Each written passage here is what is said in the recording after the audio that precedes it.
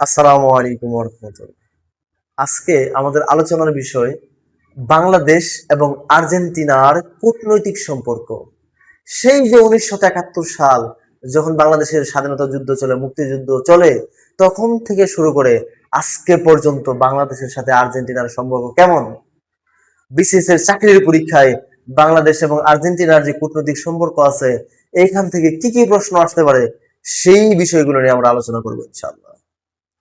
১৯৭১ সাল ডিসেম্বর মাস, বাংলাদেশ স্বাধীন হয়ে যাচ্ছে, স্বাধীনতার দ্বার প্রান্তে। অন্যদিকে পাকিস্তান একেবারে পরাজয়ের দ্বার প্রান্তে। ঠিক এমন সময় এই যে পূর্ব পাকিস্তান এবং পশ্চিম পাকিস্তানের যুদ্ধ বন্ধ করার জন্য জাতিসংঘের নিরাপত্তা পরিষদের ৩ বার প্রস্তাব উত্থাপন করা হয়। এই ৩ বার প্রস্তাবের মধ্যে ২ বার প্রস্তাব উত্থাপন করা হয়েছে যুক্তরাষ্ট্র, আর একবার এই যুদ্ধ বিরোধী প্রস্তাব উত্থাপন করে আমাদের সকলের প্রিয় আর্জেন্টিনা। তাহলে যুদ্ধ বিরোধী প্রস্তাব মানে কি, একটু বোঝার জন্য বলি, আমি সহজ ভাষায় বলি। দুই ভাই প্রচন্ড মারামারি হয়েছে, তো যুদ্ধ বিরোধী মানে কি, এই যে মারামারি হয়েছে আর মারামারি করার দরকার নাই, তোমরা আবার একসাথে হয়ে যাও, তোমরা আবার এক হয়ে যাও, এটার নাম হচ্ছে যুদ্ধ বিরোধী প্রস্তাব। তো ওই সময় ১৯৭১ সালে যে যুদ্ধ বিরোধী প্রস্তাব উত্থাপিত হয়েছে ৩ বার, যদি যুদ্ধবিরতি প্রস্তাব পাশ হয়ে যেত তাহলে কি হতো, পূর্ব পাকিস্তান এবং পশ্চিম পাকিস্তানের মধ্যে যে যুদ্ধ হইতেছিল, যুদ্ধটা বন্ধ হয়ে যেত, দুই পাকিস্তান আবার এক হয়ে যেত। তার মানে ওই সময় যুদ্ধবিরতি প্রস্তাব যদি পাশ হয়ে যেত তাহলে হয়তোবা আমাদের এই বাংলাদেশ তখন স্বাধীন আর হইতো না।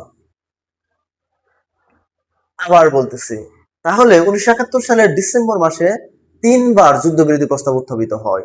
এই ৩ বারের মধ্যে ২ বার যুদ্ধবিরতি প্রস্তাব উত্থাপন করে যুক্তরাষ্ট্র। তারিখ কত? ৪ই ডিসেম্বর। আবার বলতেছি, ডিসেম্বর মাসের ৪ তারিখে ১৯৭১ সাল ডিসেম্বর মাসের ৪ তারিখে যুক্তরাষ্ট্র প্রথম যুদ্ধবিরতি প্রস্তাব উত্থাপন করে। এখানে ভেটো প্রয়োগ করেন হচ্ছে সোভিয়েত ইউনিয়ন। এরপরে হচ্ছে ডিসেম্বর মাসের ৫ তারিখে, ৫ই ডিসেম্বর ১৯৭১ সাল, এই সময় জাতিসংঘের নিরাপত্তা পরিষদে এই যুদ্ধবিরতি প্রস্তাব উত্থাপন করে আর্জেন্টিনা সহ ৮টা দেশ। ঠিক এই সময়ও আবার এখানে ভেটো দেয় হচ্ছে কে? Soviet union. ঠিক একেবারে আমাদের মুক্তিযুদ্ধের শেষ সময়, দেশ স্বাধীন হয়ে যাচ্ছে যাচ্ছে বাপ, তখন আবার যুদ্ধবিরতি যে প্রস্তাব উত্থাপন করা হয়েছে যুক্তরাষ্ট্র। ১৩ই ডিসেম্বর ১৯৭১ সাল, এই সময়ও ভেটো প্রয়োগ করা হয়েছে কে? Soviet Union. আমাদের সোভিয়েত ইউনিয়ন যে ভেটো দিল, ভেটো দেওয়ার অর্থটা কি? ভেটো দেওয়ার অর্থ হয়েছে এইটা যুদ্ধ বন্ধ হবে না, যুদ্ধ চলতে থাকবে, যুদ্ধের মাধ্যমে জয় এবং পরাজয় নির্ধারিত হবে, নির্ধারিত হওয়ার পরে তারপরে যুদ্ধবিরতি চুক্তি হবে। ঠিক এই সোভিয়েত ইউনিয়ন যদি ওই সময় যদি ভেটো না দিত তাহলে হয়তোবা যুদ্ধ বন্ধ হয়ে যেত, দুই পাকিস্তান আবার এক হয়ে যেত, বাংলাদেশ হয়তোবা স্বাধীন হইতো না। তাহলে আমরা যেটা জানলাম, বাংলাদেশ এবং আর্জেন্টিনার যে সম্পর্কের মধ্যে ১৯৭১ সাল, ওই সময় যে যুদ্ধবিরতি প্রস্তাব উত্থাপন হয় ৩ বার, এই ৩ বারের মধ্যে একবার যুদ্ধবিরতি প্রস্তাব উত্থাপন করে আর্জেন্টিনার নেতৃত্বে ৮টি দেশ। তারিখ কত? ডিসেম্বর মাসের ৫ তারিখ ১৯৭১ সাল। তো এখানে আরেকজন ব্যক্তি সম্পর্কে আমরা জানবো, ওর নাম হচ্ছে ভিক্টোরিয়া ওকাম্পো। আবার বলতেছে, ওর নাম হচ্ছে ভিক্টোরিয়া ওকাম্পো। এই যে আমাদের যখন মুক্তিযুদ্ধ হয় তখন এই ভিক্টোরিয়া ওকাম্পো কিন্তু বাংলাদেশের পক্ষে ছিল। উনি একজন হচ্ছে আর্জেন্টিনার লেখক, কবি এবং সাহিত্যিক। উনি ওনার লেখা দ্বারা, ওনার কথা এবং কাজের দ্বারা উনি বাংলাদেশের পক্ষে জনমত সমর্থনের কাজ করেছেন। এই ভিক্টোরিয়া ওকাম্পোর কারণে এই বাংলাদেশটায় যে পশ্চিমাদের যে মিডিয়াগুলো আছে, বিশেষ করে হচ্ছে ল্যাটিন আমেরিকার যে দেশগুলো আছে, দক্ষিণ আমেরিকার দেশে, এখানে বাংলাদেশের মুক্তিযুদ্ধের সপক্ষে, মুক্তিযুদ্ধের পক্ষে সমর্থন আদায়ের জন্য ভিক্টোরিয়া ওকাম্পো প্রচন্ড চেষ্টা করেছেন। এই ভিক্টোরিয়া ওকাম্পোর সাথে রবীন্দ্রনাথ ঠাকুরের একটু সম্পর্ক আছে। এই ভিক্টোরিয়া ওকাম্পো রবীন্দ্রনাথ ঠাকুরকে অনেক বেশি পছন্দ করতেন। রবীন্দ্রনাথ ঠাকুরের যে লেখাগুলো আছে এই ভিক্টোরিয়া ওকাম্পো উনি পড়তেন।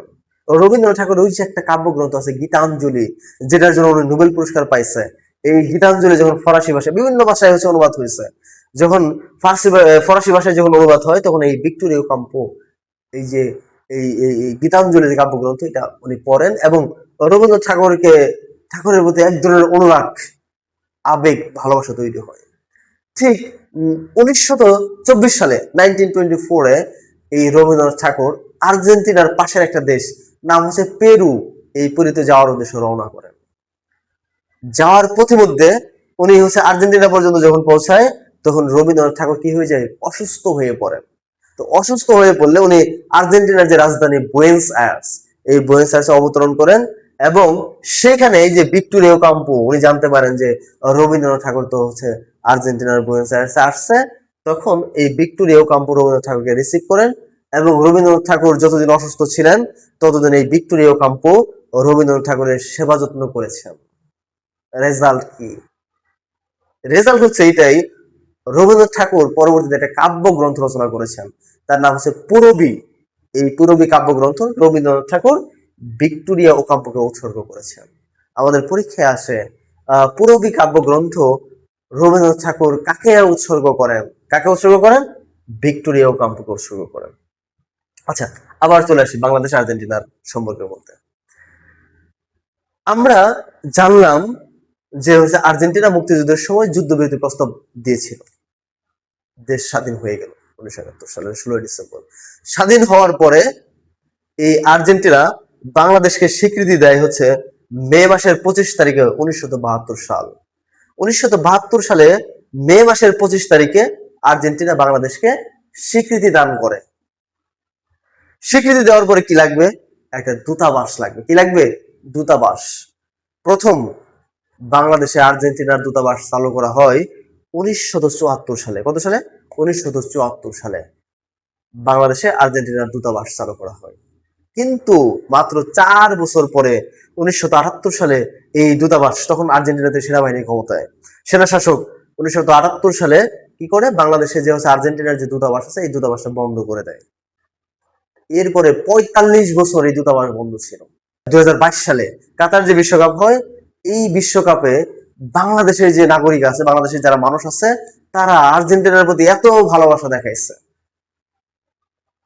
আমাদের প্রতি ঘরে ঘরে আর্জেন্টিনার পতাকা, আর্জেন্টিনার যে ফুটবল দল আছে, মেসি আছে, ম্যারাডোনা ছিল, এদেরকে এই দেশের মানুষ এত বেশি ভালোবাসছে, সেই ভালোবাসাটা হচ্ছে এই বাংলাদেশ, ভারতীয় উপমহাদেশ পার হয়ে, ভূমধ্যসাগর পার হয়ে, আটলান্টিক মহাসাগর পার হয়ে সেই আর্জেন্টিনায় পৌঁছে গেছে, খবর পৌঁছে গেছে।